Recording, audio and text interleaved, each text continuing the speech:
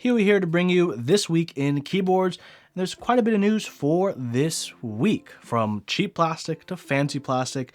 There's a lot of plastic, so let's get straight into it. Starting off in the news is a proxy service for PPS Keycaps. For those of you who aren't aware, PPS Keycaps are keycaps with an almost ceramic quality to them. Sold in Korea, these have a decent popularity. For many who don't like particularly high-pitched sounds, this might not be for you, but they do have a unique sound and it's worth listening to. KeepTalk user Socialite is currently in Korea and offering shipping services for the chocolate-colored PPS keycaps, which is absolutely wonderful. While these aren't the best keycaps in terms of compatibility and the fact that they're blank, the main draw is their unique sound and feel. Only 20 to 30 units will be Proxy to begin with, but hopefully there'll be more rounds in the future, although better yet, hopefully these keycaps will be easier to obtain in the West in the near future. That would be ideal. Next up is something I knew would eventually happen, but I'm still a bit surprised. On mechanicalkeyboards.com, you may have noticed the FC660C keyboards are now offered with an option to upgrade to silent topre sliders for an additional $10, bringing the total to $249. This is pretty awesome considering the fact that it's coinciding with the Heavy 6 shipping out as we speak. It looks like these boards will be refreshing later this month on the 25th, and I think a lot of people might be looking forward to them. With a firm plate and die-sub PBT keycaps, this is honestly a pretty good board for people to start out on if they like topre. It's a great stock topre experience, and if you want to go smaller than the ever so popular RF87U, but you want to keep your arrow keys, these are pretty good bets. And I think there's a further implication to this as well. The silent slider version is only $10 more than the non-silent, which means, well, before that, everyone should know, topre usually retains their value pretty good. So a lot of people will buy these for $10 more. They'll swap them with their existing topre board that doesn't have silent sliders, and then they can resell this maybe slightly lower than a FC660C new in box with stock sliders. Pretty low investment to swap your sliders. Speaking of things that are pretty cool, big slabs of metal are pretty cool, and that is what F5 Runner is wondering if people want with the interest check for the new run of the F62-PE, which will be manufactured by ELF. This Kiss Saver inspired 60% tray mount board features a 7-degree typing angle, an aluminum plate, detachable USB mini B port, GMK PCB for $390 plus shipping.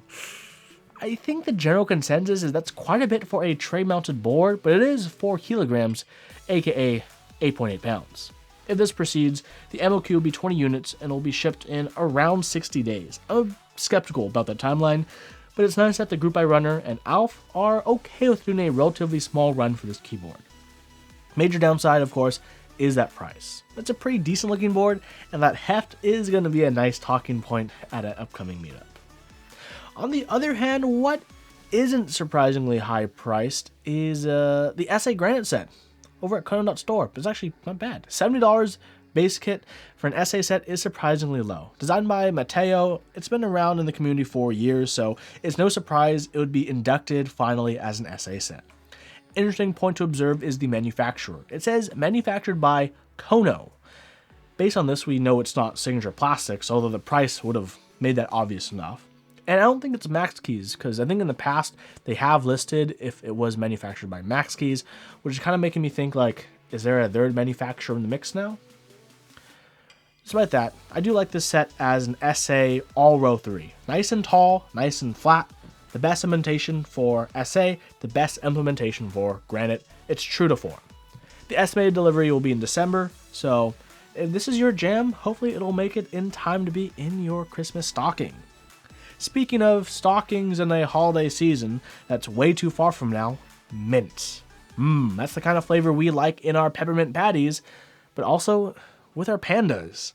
This past week, Novelkeys restocked and sold out of the YOK Panda switches. And unlike the first round that was a reddish beet color, these are a nice light mint color. I wonder what color is next, and I wonder if I can snag some before they all sell out again.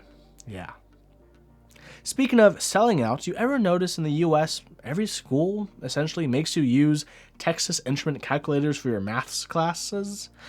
Well, if you haven't had a chance to remember how Algebra 2 made you feel, you can relive those memories through your keyboard with GMK Scientific, which is going on right now at the Key Company. Right now. Designed by Voodoo 6K, the set is inspired by the TI-30XA calculator, and thematically, spot on. The set is split up like a lot of SP-style croupies, which is on the annoying side, but fine for this. Alphas and TKL mods will go for $100, and it'll fit most things you'd want them to fit on anyhow. If you're into 40%, this set would be a nice looking set, especially since, TI-89s and planks are similar-ish in size. These days, I feel like there's a rebirth of DSA. Milkshake, Alchemy, Scientific, it's a pretty good time to be a DSA fan. But you know what's also, it's a pretty good time to be? A box switch fan, because you no longer have to worry about cracked stems with the Cruciformer. Designed by Rudd, the Cruciformer is a tool to shave off excess plastic on pre-retooled box switches, so you don't have to worry about your GMK keycaps possibly cracking. Heck, you can use them on existing box switches to make them even thinner if you're doubly concerned. The Cruciformer can be pre-ordered for $35, and a separate jig to hold the switches in place can be purchased for $10.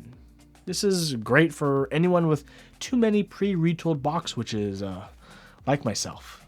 I'll be getting a Cruciformer to deal with a large amount of my Hako switches, and I'll be happy about that. I'll report my results once I've used mine. I'll probably make a video as well. If you're interested in that, let me know. Up next from the Key Company are the revision to Tangerine Switches. In addition to the milky top, black bottom linear, there is now an all-orange housing and green stem silent linear switch. The switches are 70 and 80 cents each respectively, which is a bit steep since they're essentially just recolored Gatoron switches, no different molds. I'm a bit worried about the silent linears, since Gatoron standard silent linears, their lineup of yellows, blacks, and reds, haven't been well received. I recently built a Time TKL with the new GAT silent yellows, and yikes, they're really bad, really bad. So at these prices, the recolors seem really on the pricey side compared to the alternative options on the market. But if that's what you're into, these can be some sour tangerines to bite into. One of the most popular layouts right now is the Alice layout. Of course, and thank goodness for the kindness of UTC to release the acrylic files publicly for the TGR Alice, because now many can take advantage of these files, and one of these individuals is Jack Static, who is running an interest check for a plastic Alice. More specifically, it's a UHMW plastic Alice, so that's some high-class plastic. With permission to run from UTC, this case is definitely a bit on the pricey side, since UHMW isn't the easiest kind of plastic to work with. For a lot of people, this will be the bee's knees, the cat's pajamas. But I think the main downside will be that high price point. But if you want to know, if what I know about UHMW is true, it's going to be pretty awesome. I'm in for one. You should consider it too, if you can afford it. Up next by NASB is the interest check for GMK Voyage, inspired by Voyager 2's journey to give us wonderful surveillance of Uranus and Neptune. The set features two cool blues to evoke that chilling kind of feel. The Pantones are quite nice, and I think the set has some potential. The colors seem solid to me, and I think a lot of people would like a cool blue set after they choose not to get Striker because of those sub-legends and get this instead as an alternative. Who knows? Our next topic begs the question, don't you love 40 to 50% boards? I don't, but I do appreciate why many appreciate them. If you're looking to fill a 45% size hole in your heart, you can check out Abuk 13's interest check for the 45 ATS keyboard, which I think is quite charming for its size. Separated arrow keys and nav keys on the side with an option for a full-size spacebar. Awesome. Better yet, no compromise on the traditional stagger of the keys for the alphas. I'm happy that Abuk 13 already knows that the keys on the right side of the cluster, they're going to be for artisans. And come on, if you're going to put artisans there, they got to be, at least as much as the board itself, per each one, obviously.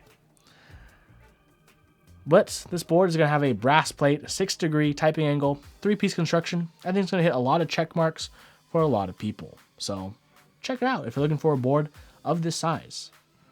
With a lot of interest checks, with a plethora of products, you'd think we're in the jungle, but not just any jungle.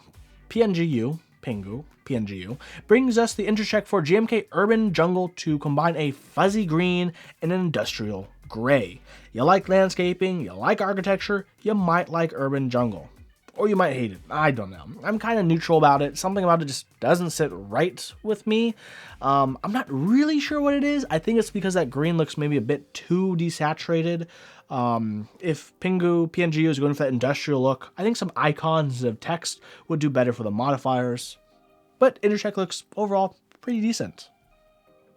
But just when you think I finished talking about the Alice layout over this last month, there's more. It's an Alice layout wonderland these days, and if you're here to embrace the wonderland, you can check out the group buy for the Wonderland PCB and Lubrigante acrylic case. The Lubrigante acrylic case was designed by Zamumon, and it's quite nice. The Wonderland PCB is an Alps compatible PCB, so yay, this is the way to go on the budget. $44 for the PCB, $68 for a clean acrylic case. The group buy is going on, and while the numbers have essentially got out of control, the keyboards will be produced and shipped in batches, so if you're patient, you'll eventually get one. I'm a big proponent of the layout, and I'm really happy a lot more people get to enjoy it, so rush to get yours before the wait gets too long. Last in the news is something I also wish for people to enjoy, and that's the Seattle Mechanical Keyboard Meetup. Hosted by C-Keys at the Seattle Pacific University, you can check out the info page and grab your tickets early. I'll be there. I hope to see you there because I think it'll be a really fun time with really fun people. C-Keys has done an amazing job hosting amazing meetups in the past. This one is definitely going to be a slam dunk. In addition to the Seattle meetup, I'll also be in KeyCon early June, New York. So yay for meetups. See you there as well. That's it for this week in keyboards. Every week it seems like we've been getting some more news, and that's honestly been great. I think it's because the weather is starting to warm up, so people are getting motivated to get out of their shells and make their ideas a reality. So great job to everyone in the community. Thank you everyone so much for watching, and check out all my sponsors because they make videos like this happen. Check out Zeal with all of his awesome switches like the Telios and some Xylent V2s. Check out Novel Keys with his new Silent ink switches, and check out Kono.store, who's currently running the heavy shell keyboards, and on top of that heavy shell keyboard, why not get some SI Granite to go on top? Would be an A+ super firm typing experience. Well, that's all the news for this week, everyone. Thank you so much for watching. See you guys in the next video, and if you haven't already, check out my review I released yesterday. Peace.